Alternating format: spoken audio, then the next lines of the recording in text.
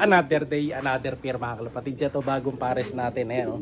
Off color. So isang black white flight cross dito sa pied na checkered. Ayan.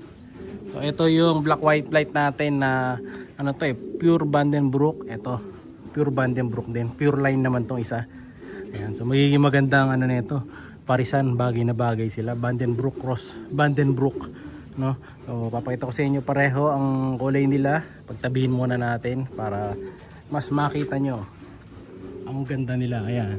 Pag magkatabi sila, ganyan ang itsura nila. Sa size, halos same size lang to mga kalapatids.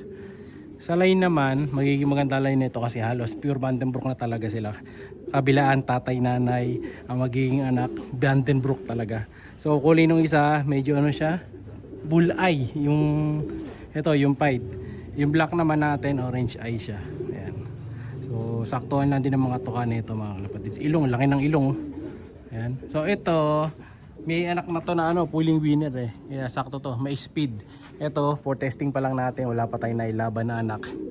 Tingnan natin kung papalag din mga kalapatids. Ayan o. Una ko sa inyong pakita itong barako. Yung hen, ilalapag ko muna. Siya si Idol Madla, nakakahanga, may mga hawak, gandang linyada. Ika'y inspirasyon kung bakit hanggang ngayon ako'y palaging kumakarera. Alright, ito simulan natin sa barako na napaka ganda, ang kinis pa oh. So matagal na itong hindi na pares, halos sa 4 months yata ito nakapahinga. Hindi ko naasikaso itong ibon na to eh. Ayan. So kulay niya, ayan nga, pied. So puti siya na ang kulay niya is ito lang. Ayan. Ganda niya mga kalapatid. So lakas ang vibration. So comment kayo kung meron kayong kalapating ganito na malakas ang vibration. Actually dalawa yung ganito ko. Ito na lang yung naiwan sa atin. Lakas oh. Na same silang kulay. Sa kabila ay malakas oh. Tagang babibrate yung bagwis niya mga kalapatids. Ayan, ganda. So batik siya. So, tingnan natin, maganda kalalabasan ng anak nila. So yung hen naman, kunin ko. Ayan, nandun pa eh. Huli natin. Ito naman yung hen mga kalapatids. Ayan. So yung hen na to, yung may anak nga ng pulling winner. Ayan, may speed din. So, Vandenbroek mga kalapatids na white flight. Ayan, ganda ng katawan nito. Tabangan nito mga kalapatids. Ayan, i-jet ako nga ito eh, kasi sobrang taba niya. Sana wag kang magka-salmonella. Pag kasi sobrang taba, prone sa salmonella mga kalapatids. Ayan o. Ganda nito. Ayan. Yeah. So paparis na natin sila doon. Ayan. Lagay ko muna doon mga kalapatids. Tapos pagtabihin natin. Ang bira mga kalapatids. Hindi ko pa nabablog. Ayan o. Kinasta na agad mga kalapatids. So bilis na ito. One day pairing. Ito one day pairing talaga sila mga kalapatids. Pares na agad. Ayan o. Kasi pares na pares yung hen eh. Diba? So okay na sila. Pares na mga kalapatids. Ayan o. Ang bilis lang. Ang bilis nagpares ng dalawa na to. Ayan, sumasayaw na o. Ayos. Ngayon tanggalin na natin tong divider. Nakatali kasi itong lock na to kasi nililipad to mga kalapatids pag may bagyo. So tanggalin muna natin yung divider. Or kahit di ko siguro tanggalin eh. Try ko. Yun, natanggal na natin yung divider. Ito, tingnan natin sila ngayon. Kung pares na talaga. Ayan o. Ayos na to mga kalapatid. Kastahan na to.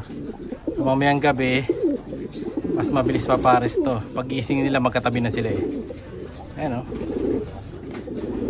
Saka nagpakasta na yung hen. Pag nagpakasta na yung hen na ganyan, hindi na tayo mahirapan pumares. Yan, ayos. So off color mga kalapatids. Off color pairing. Try natin. Ano yung kulay anak nito. Pag nagkaanak, ayan, pwedeng bigyan ko kayo. O kaya ilagay natin sa ending, di ba? So marami naman tayong ibon. Basta pag mga top 1, mabibigyan. Yan, mahirap lang. Yung iba kasi nanghihingi, hindi naman top 1. Hindi naman nagko-comment, hindi nagsishare. Siyempre mas priority natin yung mga ganun mga nagsishare sa liker. Okay, paris na sila. Meron lang isa kasi dito. Ito kasi magulo eh. Medyo nagbabara-bara ako siya. Pero hanapan din natin ng kapares to.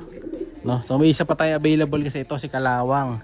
Kaso si Kalawang yung dapat ipapares ko nga sa kanya mga kalapatids. Eh lugon pa eh. Yung asawa niyang kalawang din, lugon. Yan, may bumibili na nito actually. Kaso sabi ko sa kanya, pag binili niya kasi to, eh hindi rin niya papapakinabangan kung wala siyang ibon na ganyang kulay din.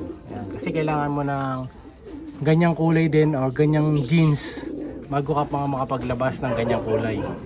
Hindi siya lalabas ng isa lang yung ganyan na kulay mo mga kalapatid. Kailangan dalawa yung recessive red mo. Ayan. No? So yung kalawang, yun lang ang pwede nating ipares. Yan hindi ko sila ina-out ng hiwalay. Binebenta natin to or ina-out ko to as pair. No? Pares mga kalapatids. Pwede kong ipares dito yung grisel ko. Kaso magiging anak nila tiger grisel mga kalapatids. Kung sakali yun na lang muna papares natin kasi lugon pa yung isa eh. No? So ito, nandito yung isa. Pwede kong ipares sa kanya ito. Ayan, kaso nga lang magiging tiger grisel ang anak, hindi kalawang. So pwede naman yan, no? So pwede yan, tingnan natin kung yan ang ipapares ko. So pipili pa tayo mga kalapatids. So marami pa akong ibon dito. Ito pa yung checkered na to. Kapares nito last time. Actually may kapares na yun last time, Japan, kaso binugbog niya eh. Sa kapares na rin niya yung grisel doon sa kabila, binugbog din niya. Yan ang problema mga kalapatids pag pinagtabi kagad natin. Nagkaaway. Dapat yata di ko agad. Illusion divider. Ito may anak na yung Cadaver Cats mga kalapatids. Yan. Grisel. So Cadaver Cats cross Louis Chu. No? Sana maganda ilipad nyo. So yung ex machina naman ito. Inaano pa natin yung ex machina na to. Under ano pa siya? Recovery. Tapos ito under observation pa rin to. Paparisan din natin to mga kalapatid. Hanap natin ng magandang kapares tong Louis Chu na to. Saka ito. So dito lang din natin pipili yan. Pili tayo sa mga ibon natin na to. Ayan. Sino kaya? Pero ito parang gusto kong gamitin na ulit to eh. Ito yung malaki. Ito yung papares ko dun sa isa. Pero medyo lugon pa siya, pahinga muna. Meron din ako dito yung Japan. Ayun, Japan lupit yun mga kalapatids. Ayun oh. Yan. Tayo ng Keserbench yan, Japan yan. Pwede rin yan. Ito pala, ito na lang papares ko yung Japan mga kalapatids. Kunin natin. Siya'y kalapatistang napakagaling na kinakilala.